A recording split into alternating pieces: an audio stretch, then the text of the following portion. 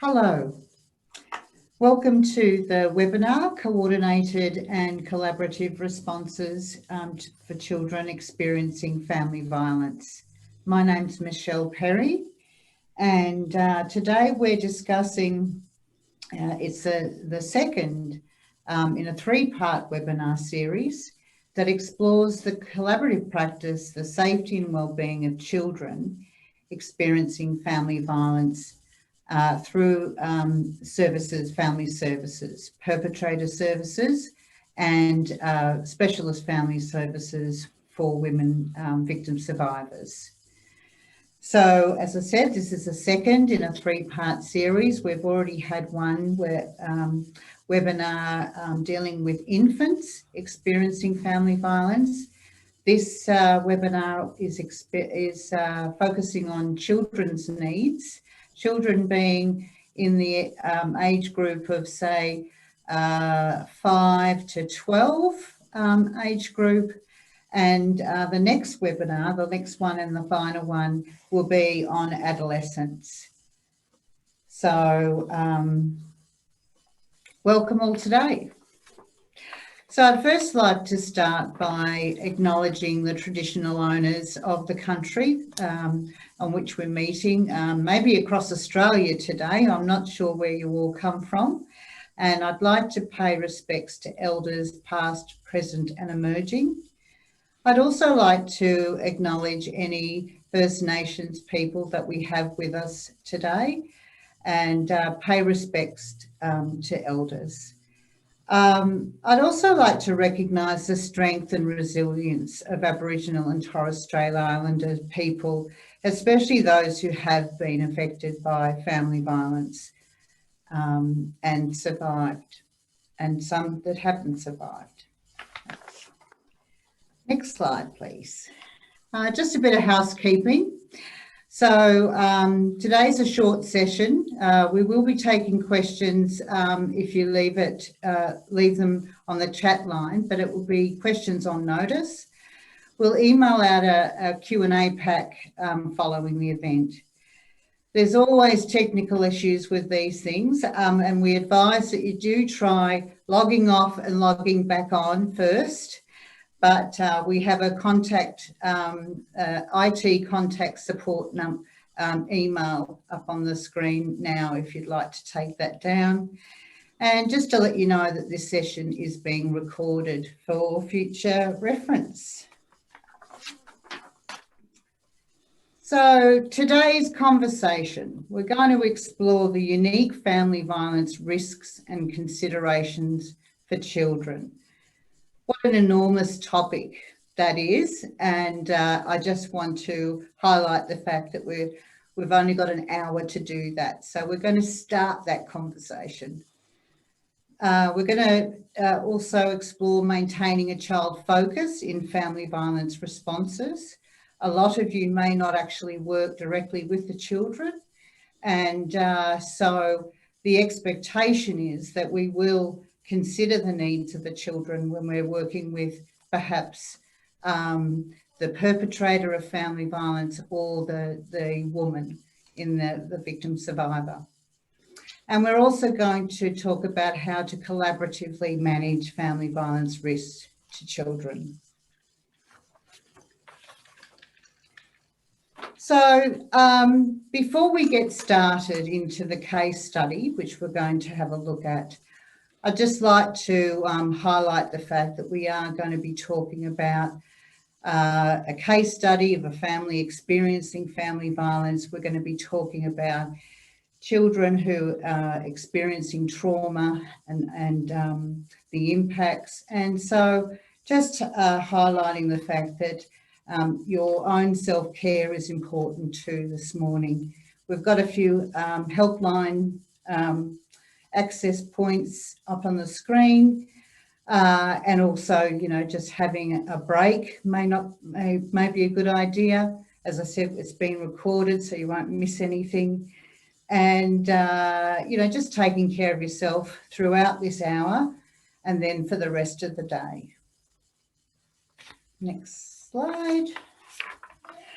So we are going to be talking about family violence and this particular topic in the context of the Marim Framework. For those interstate people who may not know, Marim Framework is our Victorian framework that we use, I knew I was going to get a mental blank on this, risk assessment and management framework. So, but what we know is that what we're talking about today is just really good practice everywhere. So the points we're going to be keeping in mind from the Marim Framework is that we know that family violence there has serious impacts on current and future physical development of children. And we know that children, no matter what they experience within the family, are victim survivors in their own right. We also want to acknowledge their unique experiences and vulnerabilities. Children are undergoing a developmental process, and the effects of trauma have impacts on that development. And finally, we want to understand that considering or assessing and responding to the needs of children is every practitioner's responsibility, regardless of whether you're actually, as I said, working directly with the child themselves. Okay, so we've got 3 expert panellists with us this morning, I'm very happy to say. And I'll just introduce, there's Fiona from Family Violence Specialist Programs, Caring Dads and Northern Healing and Recovery Program. Fiona's going to speak more about the work that you would do with the perpetrator of family violence, but also with the understanding of keeping the children in mind.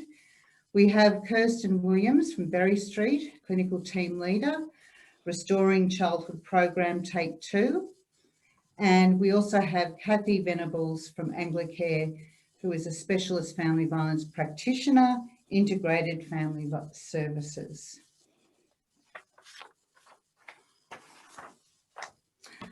Okay, so this is the last bit of my sort of rambling on before I pass it on to the panellists. And I'm just going to quickly read through the case study. You can all see it on the slide there. It's just the one slide. So we've got Ben, 9, Emma, 7, and Daisy, 6.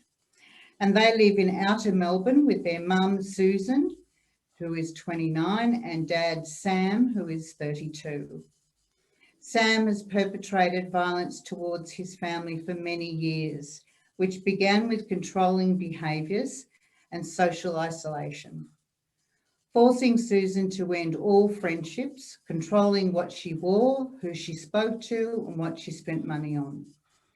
He regularly assessed her bank account, withdrawing money and not leaving enough for food, petrol, or school supplies. He prevented the children from visiting friends or participating in activities after school. Sam recently lost his job due to the impact of COVID-19, and as a result, the violence escalated, with Sam frequently physically assaulting Susan in front of the children and using the threat of sexual violence and rape to cause distress and control her. There was also an incident where Sam locked their son, Ben, in a room for over 3 hours, using tools from the garage to secure the door. And he did this as punishment for Sam trying to protect his mum. Police were called to an incident at the family home, and as a result, a family violence intervention order was taken out against Sam. Sam is no longer able to live with Susan and the children and has moved in with his mother, which is the child's paternal grandmother. As a condition of the FVIO, Sam has supervised visitation with his children where his mother must be present, This has been a driving factor in Sam's motivation to change with the Caring Dads program. The police referred the family, including Sam, to the local Orange Door. And just so you know, Orange Door is, again, the Victorian centre for where referrals go for family violence after a police incident.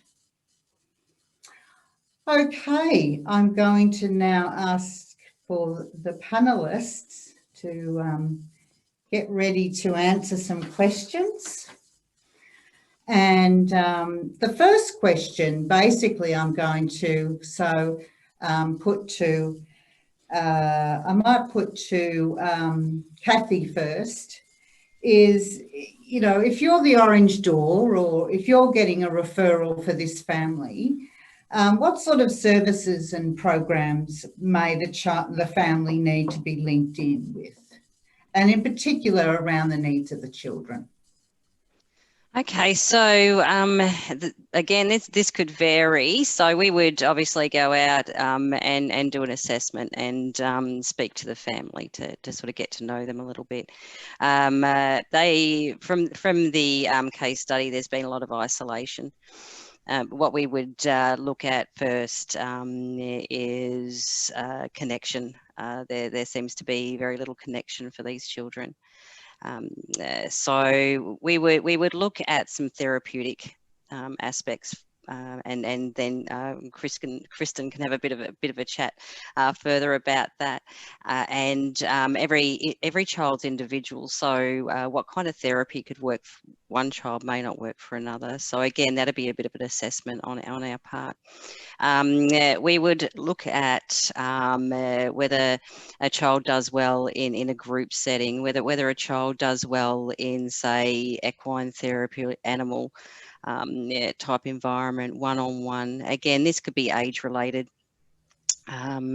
So we've got like a 9-year-old who's at an age where they can speak, and if we're talking also about risk and safety assessments, it's a 9-year-old who can speak, but also we have to take into consideration we've got a 9-year-old who's experienced significant trauma with being locked in that room. So we have to take a lot of things into consideration. So there's not one great answer for what services we would connect the children to. So we would have to have a look at what works individually for the child. That would be having a chat to mum as well to get to know the child. We would have a look at school, what their attendance is there, what they do well, what they connect with. We would look at possibilities of mentoring type programs. We would have a look at, there's a program around that kids join as a fun group, but it also has that side element of family violence education for children. So it'd be around those sorts of lines that we'd looked at, but we'd also look at the informal side, so connecting them with activities like sports groups, things where they can build peer relationships. In this particular scenario, they've been blocked from that, having kids come home, building those sorts of relationships. We'd also look at types of programs that help build the relationship between the mother and child that in family violence is often severed or damaged along the way. So what I'm really hearing there is the fact that it's not necessarily, well, here's the list of referral points. It's actually about having a conversation with the family and really getting to know them and what particular needs they might have. Absolutely. It's not a ticker box. It's a process. Yeah. And just as any adult survivor, you need to get to know the child survivor as well. And also the importance of connection. And we might talk about that with, as you say, with Kirsten in the next question. Fiona, you're getting a referral, and we talked about caring dads in the case study. For those who don't know about caring dads, what sort of a referral to caring dads would that be?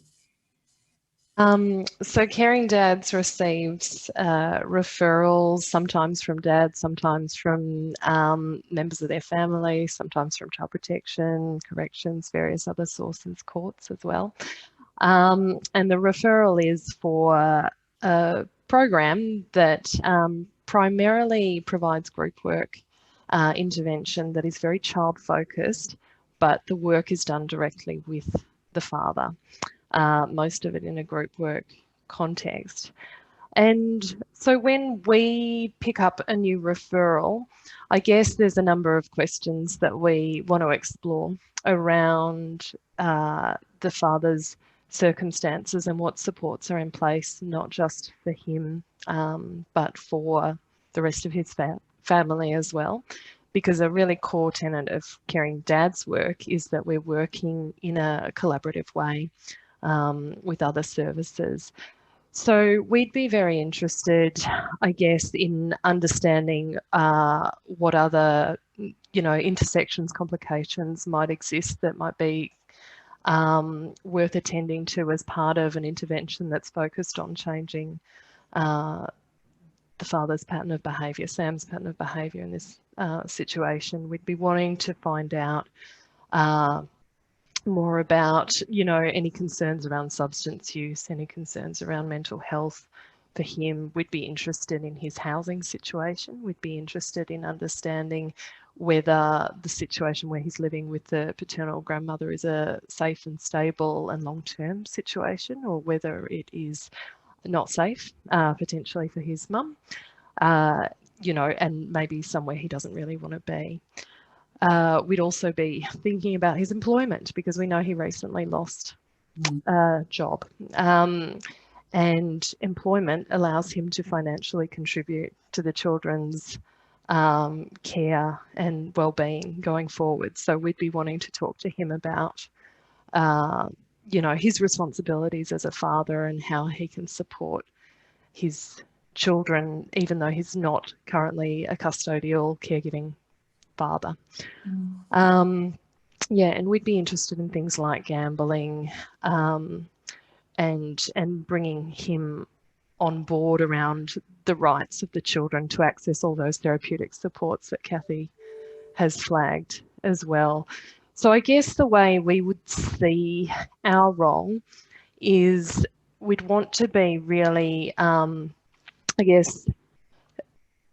elevating the level of support and visibility that the dad has in this situation. We know that when dads are safer, when they're visible, when their mental health is being attended to, when their other issues are being attended to, that those things contribute positively to the safety of the children and of their co-parents. So that'd be really important as part of our assessment work and our safety planning as we kind of pick up working with the father, Sam, in this scenario. Thanks for that. And I like the, as you say, it's when he's visible into a program. So obviously he needs to be motivated to be in the program and having his needs met. And so that's a strong message for me, that meeting needs, mental health, financial, employment, the needs of the perpetrator is in fact something that's going to follow through with being beneficial for the children. Is that right? Yeah, that's right. That's right. I mean, we see families as connected, and we know that the well-being of one member of the family can have flow-on effects to other members. But we just know that dads who are visible, who have services monitoring them, who also feel like they've got an outlet, they've got somewhere to go, someone is helping them, are, perhaps less likely to for instance, try to return to the family home in breach of an intervention order because they know they've got stable housing, for instance. Yeah. Okay, so if we can put it to you, Kirsten, then the next question is, we've got 3 children in this situation, Ben, Emma and Daisy. Ben's 9, Emma's 7, Daisy's 6. So how might the children be presenting in this family, given the fact that they have different age groups, different developmental stages? What would you be asking the children to assess the impact that the violence has had on them? I guess in some ways, prior to speaking to the children, I'd want to kind of get as much information as possible from the referrer and from speaking to the mother about the system and the mother's concerns around the children, and whether there's enough safety to actually even speak to the children in terms of, I'm aware that they're having regular contact with their father, and I'm just wondering, whether there's enough safety in place. And I'm imagining if the Caring Dads program is involved, there would be, but around having those conversations with their father, and whether we needed to do some prep work with the father before having those conversations to ensure the safety of the children.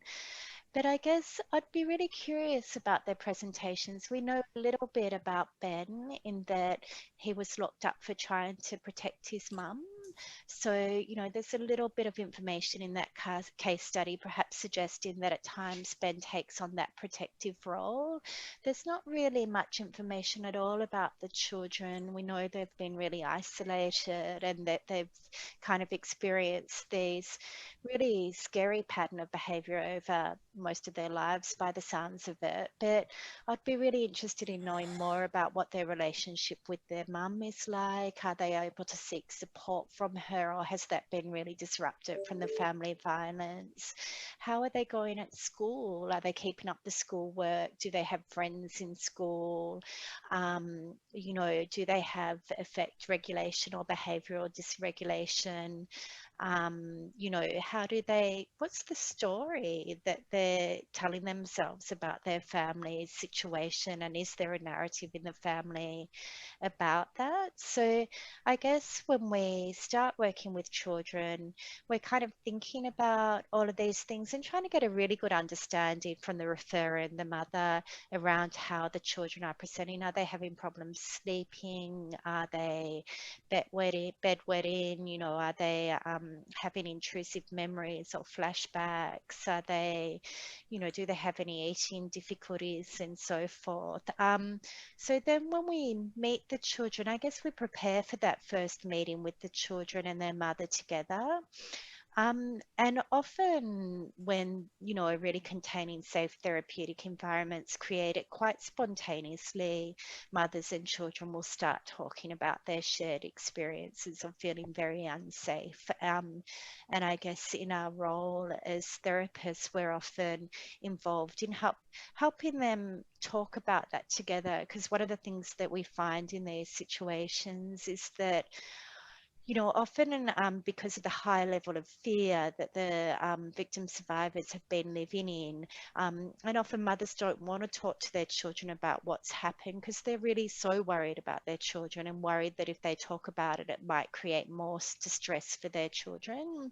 So setting up an environment where that can be facilitated with a therapist can be really helpful. So I guess the questions I'd be asking them, I'd be very much led by how they were presenting. So giving them control over what's spoken about, setting up an environment where they can feel safe in relationship, because it seems they haven't felt safe in relationship. I'm probably starting with trying to know what's important to them. What are their likes? What are their strengths?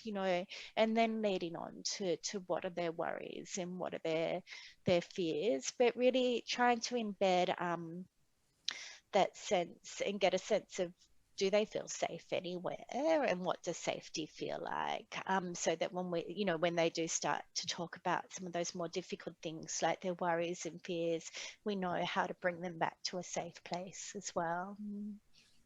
Yeah. So it sounds like the autonomy of the children is very important in that therapeutic relationship. So rather than saying, you know, you do therapy to the children, for the children, with the children, but it really needs to be led by them as to where that goes, even at 6, 7 and 9. Yes, definitely. And sometimes children don't tell us with their words, but they show us with their behaviors, or they show us with their play, and they, you know, slowly start to show us their stories. And then with help, they start to put their stories into words. So, you know, it's about, I guess, building, you know, I guess for children to tell their stories, they do it in the context of a relationship, and we really try to include their safe parent in that, and, you know, create some safety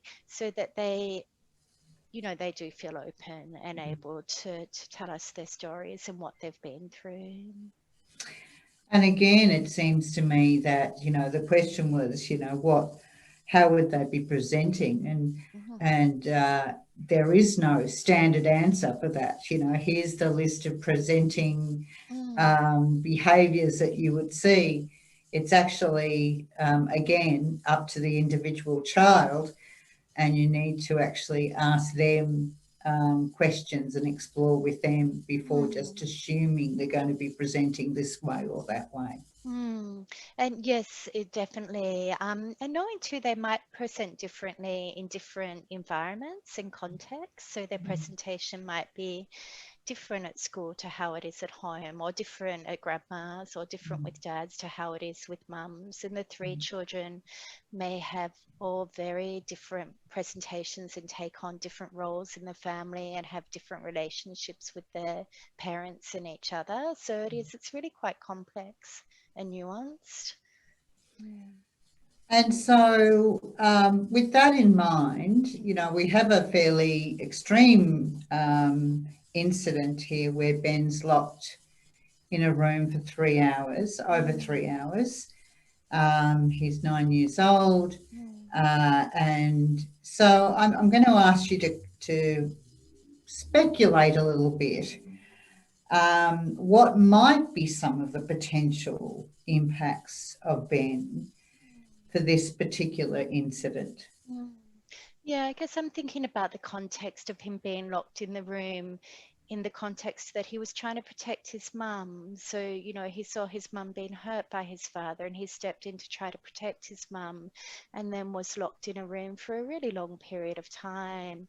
And I guess, you know, I'd want to know more about that, like in terms of, you know, I guess we don't know, like when he was locked in the room, was he kicking, screaming, punching walls, yelling, or did he collapse and just fall in a heap, you know, and dissociate? Like, so kind of, you know, I guess I'm curious to, you know, and we may not know, but to try to get a sense of how his stress response system was activated, because he couldn't run away. He was locked in a room, so he couldn't go into that flight response. And he may have gone into a bit of a fight response for a period of time where he may have, and I'm just speculating, may have tried to yell out or break down the door. We don't know. But I imagine over a period of 3 hours, he may have gone into a dissociative response as well. And we know that when children and adult stress responses are activated like that, and, you know, I guess we can hypothesize that Ben's probably had his stress response activated like that many, many times in the past, that, you know, has really serious and long-term ramifications.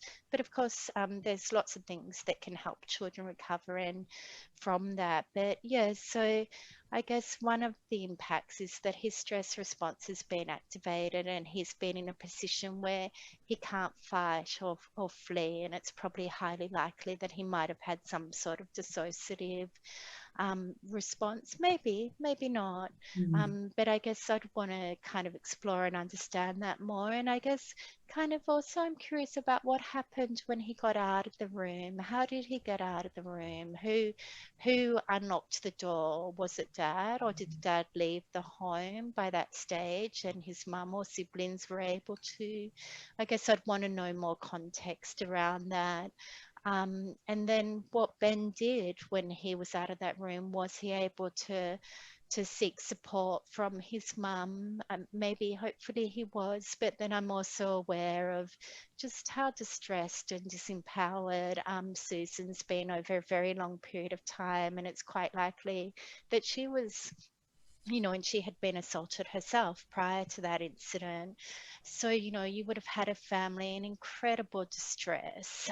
It doesn't sound like the police were called at that time. And I imagine that it's, you know, like, how did the family repair? Was there any repair? And what happened? Or was it just that life goes on and then this all continues to happen? So I guess kind of, yeah, and then what story does Ben tell himself about that? Like, does he see himself as a child who is a loving, caring, protective child of his mum, or does he see himself as a failure because he couldn't help his mum and there's something wrong and bad about him? So I guess would be thinking about all of those things, but trying to, you know, then in time help, you know, I guess Ben, then he may go on to have flashbacks about this. He may go on to develop some post-traumatic symptoms.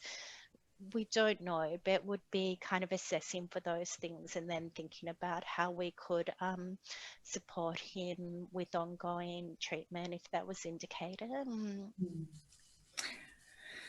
So it's not just about that incident, you know, and we often know this about, you know, working with the victim survivor. It's not just about that one incident that's brought things to our attention. It's about, you know, the relationships that have been forged before that, and then the narrative, the story in which in this case Ben, you know, tells himself about the incident.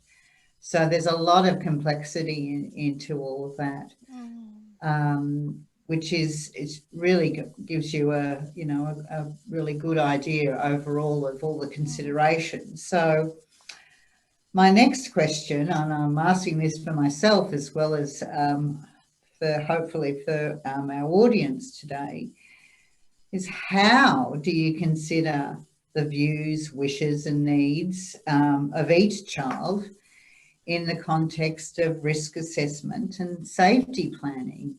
And I'll let you have a break, Kirsten, but Kathy, can I ask you first? Sure. Well, part of my role is because I work with only the family violence cases, and what I would do is I would individually meet with the children.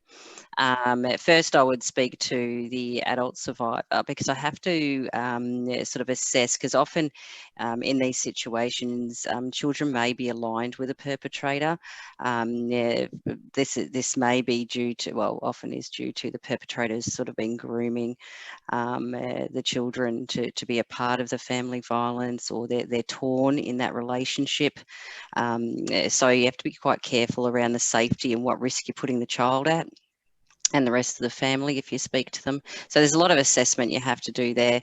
So I would speak to the adult survivor first, and then speak to the children if deemed appropriate, and get to know them and how they see their situation. And also we gather, you know, all the other information gathering that's involved in that with our FISs, family violence information sharing, and scissors.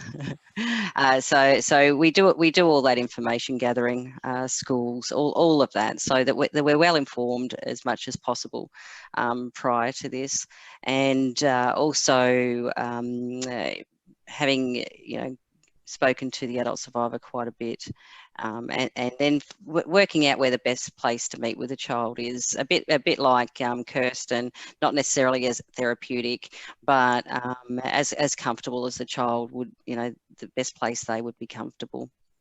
Some children like to meet at school, some don't. So it's about getting to know that, and having a bit of a chat to them about how they feel safe, and that might be through play, as in drawing pictures about, you know, who's my safe person, who isn't, those kinds of things, dependent on their age.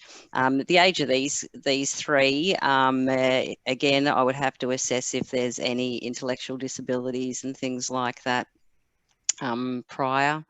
At 6 without an intellectual disability or any other trauma interfering with that could engage quite well, and same with the other ages. Again, with the 9-year-old, be a little bit more careful around that. And their experience. And then after I've met with the children, I also meet with a perpetrator. I would have a close relationship with Fiona and her program. And I also case plan with the perpetrator about what he's going to do to keep the adult survivor and children survivors safe. So it's around that, because by then I've asked the children what do they want to be different? What would make them feel better? What would make them, you know, what's their ideal? You know, so it's coming from them, and I talk to the perpetrators about the violence that they're engaging in. The behaviour is a parenting choice. So I sort of work from definitely from the child perspective around that. And that would be tricky, I would imagine, that, you know, you're talking to every member of the family, and there'd be a whole lot of different perspectives, I would imagine. Yes. You know, but even with the children themselves. Yes. Yeah. Yes. So everyone has their experience. Yep. Yeah. Yeah. So I guess that then links back to safety, then, Kathy, about how do you manage all of that, holding that knowledge? Yep. And I suppose you would have to be very careful about what information was the perpetrator heard, about what kids might have said, about absolutely, mum might have said, and absolutely, and it's about confidentiality and safety. Yeah. So with say that the children, I wouldn't share any information word for word that the children have said. I could use a theme, but the children might say, you know, I'll say, do you want Dad to know this? Or, you know, be very open about that. No, I don't. Okay, that's fine. We can work with that. So it's very much around their safety. And you know, it's very, very, very focused on that. And also with the information sharing prior to meeting with Sam, I would have conducted information sharing as well, so to get a lot more information if there's any background pattern of behaviour to be aware of. That would be more broadly with other services around. So does he have a criminal history? That's correct. A family violence history? And that's correct. Yeah. Okay. Yeah, if he's already with Fiona, I would be speaking to Fiona. Yeah. To find out anything that might be relevant and helpful, and then also, as part of my role, invite Fiona to be part of the process of the care team, of supporting the family as a whole, and then working with Sam, supporting Sam, because what we do in my role is I find out from Fiona what they're doing in there, so that in the home or wherever I can support that. And part of this case study is that I would, because we extend to extended family, part of it is that the paternal grandmother is she's in charge. Well, she's looking after the access. So part of that would be for myself to meet with paternal grandmother and assess where she lies in relation to supporting that mother-child relationship, and supporting that to grow as well. And also, like Fiona says, whether that's actually a safe environment all round. Yeah. Well, let's talk to Fiona. There's obviously you're dealing with sort of the whole of family too. Is that right? Yeah. And so what sort of the question again is, how do you consider the views, wishes and needs of each child in the context of risk assessment and safety planning?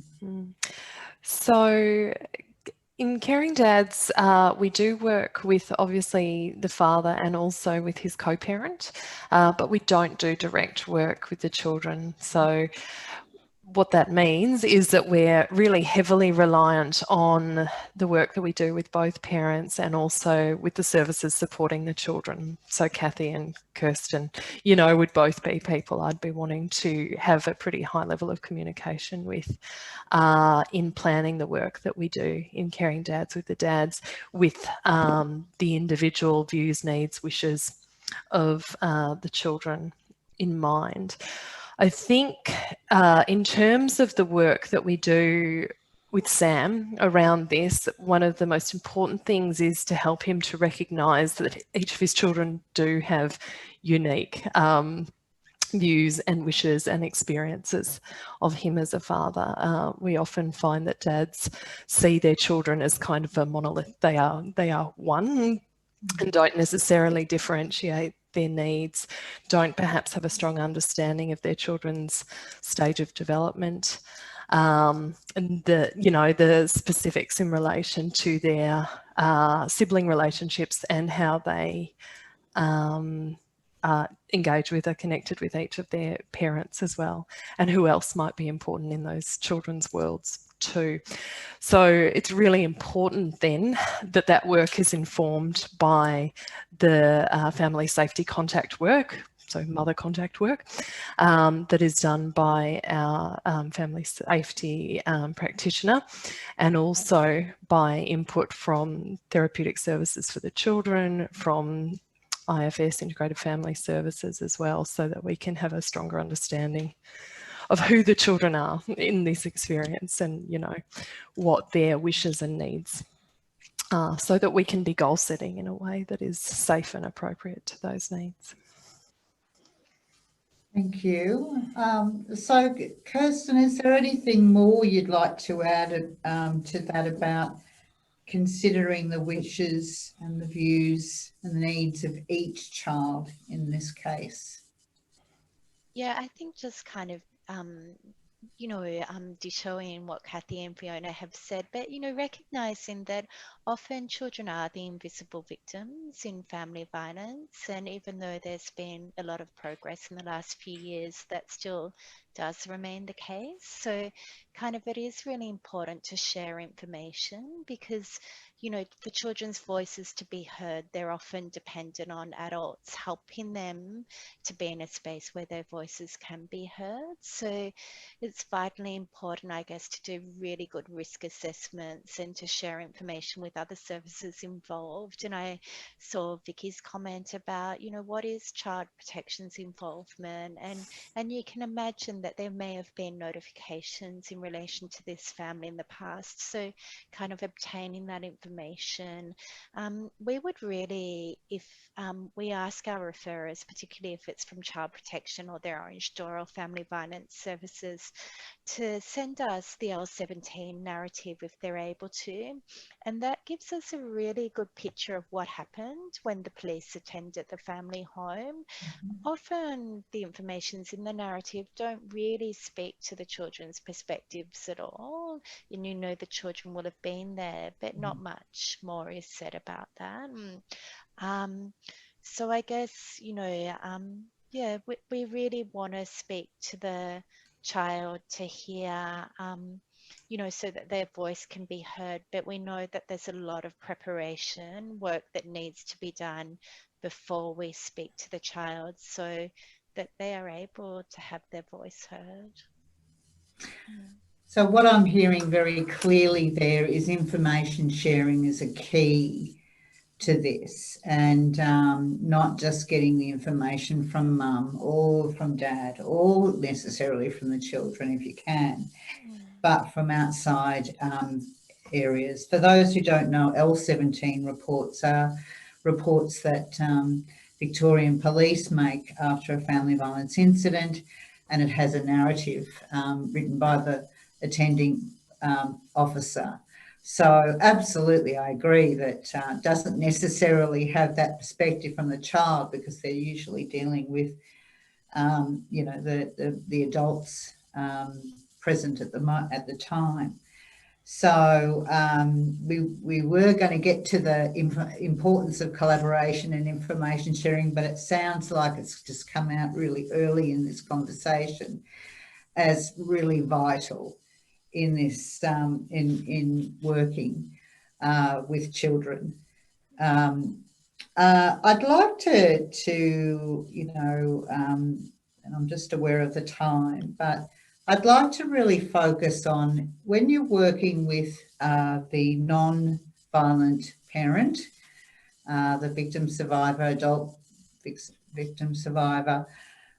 What sort of things do you do to strengthen the child focus, with the idea that sometimes it might be that there's too much responsibility on that non-violent parent to keep the children safe? So how do you work in that regard? And I'm just going to open it up to the three of you who would like to actually begin that conversation. I'm happy to begin it. Right. It's one of my key issues is that the system has a few faults in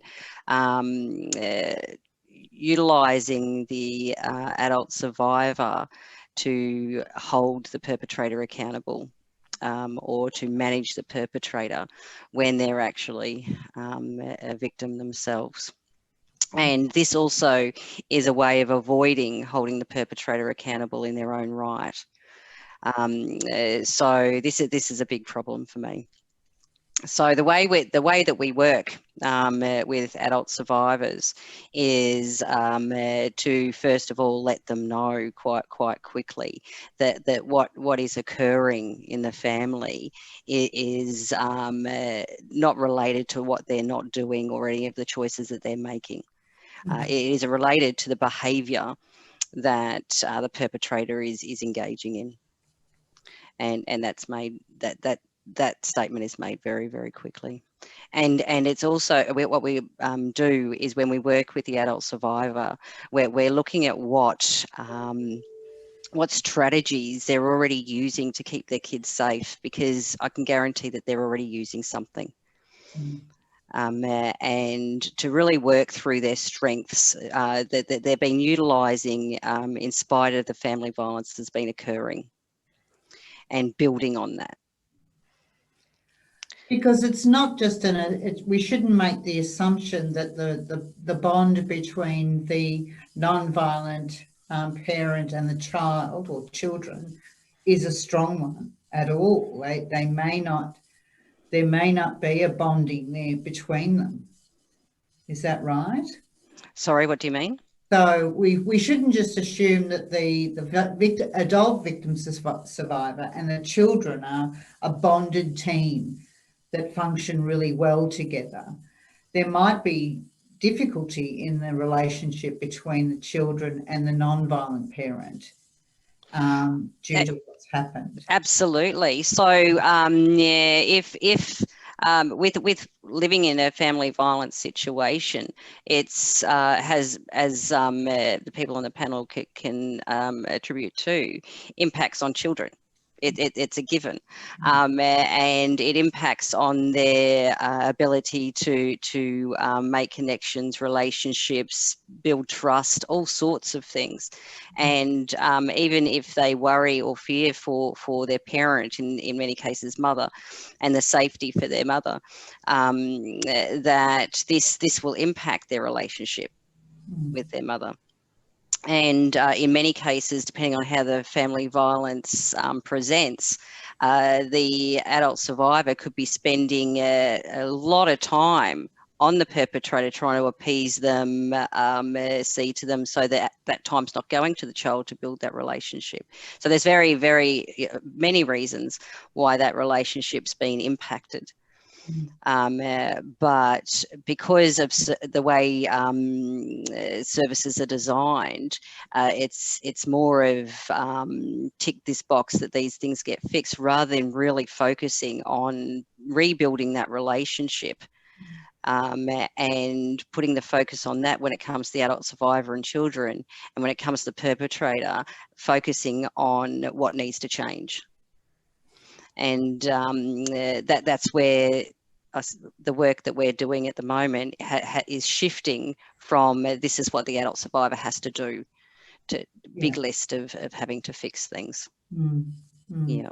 So rather than say, okay, you're responsible to mend this bond, we need to support that mending of the bond between children and the non-violent parent. Yeah. Fiona, what happens in your program that aids the bonding of the non-violent parent when you're actually working with somebody else, the perpetrator, and to get this relationship happening? Yeah, that's right. And it is actually a really important piece of the work that we do in Caring Dads, because we recognise that the dads that we're working with have often, enormously undermined the relationship between their co-parent and their children, and may still be engaging in behaviours that undermine that relationship because they're, talking really negatively about their co-parent when they see their children, for instance. And so we will work with the dad to set goals around those kind of behaviours. We will, talk about those behaviours and why they are harmful to children, and, are also not conducive to a long-term kind of healthy, positive relationship between the father and his children, because sometimes appealing to men's self-interest works.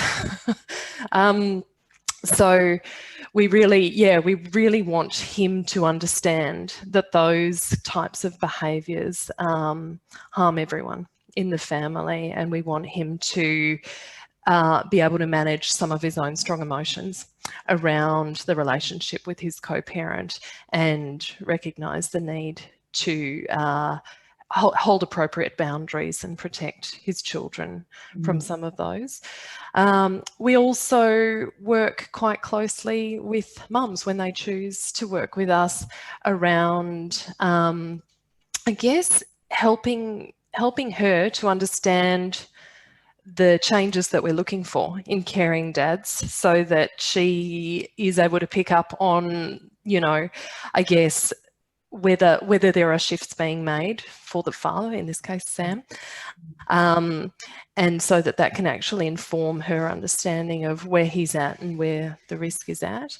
Obviously, we are also working with other members of the care team and the primary responsibility for decision making around what's safe for the children. It's unreasonable for that always to sit with the mum.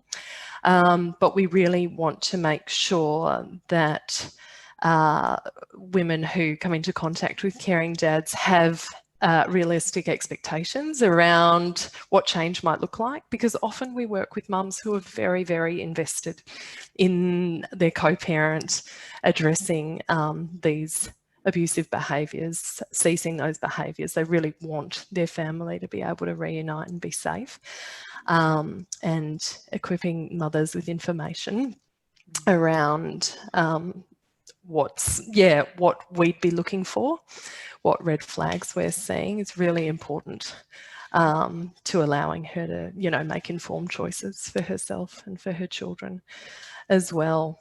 So yeah, that's as much as I can think of to say at the minute. That's great. Look, I can't believe we're almost out of time, last 5 minutes or so. I'd really like to keep going for another couple of hours is what I'd like to do, and I think it's just fantastic to have conversations with professionals who are really skilled in what they do and what they know. I'd like to just sort of wrap up what I'm kind of taking away, but what we hope in this webinar that you all, our goal was, is for the webinar is that you take away the 3 points. The first one is to, we encourage you to educate yourself and your team about the impacts of children. Just gain that knowledge. And then use the knowledge, acknowledge children's unique experiences, vulnerabilities and needs in your conversations with your clients, whether that's the perpetrator, the victim survivor, the children, the whole of family. And to identify opportunities for cross-collaboration. So what I, particularly on listening to Kirsten, what I know is that, I'm not necessarily capable professionally or qualified to have really in-depth conversations with children who have experienced trauma. And I particularly like what Kirsten had to say is she asked the question first and foremost, is it safe to have a conversation with these children? And I think that is the very first thing, before you do any intervention, is ask yourself, is it safe to do this? And so sometimes it would be, no, it's not safe for me to do this. I need to get a second, do a secondary consult or referral or something along those lines. So they're the 3 points that we're hoping that you would take away with this.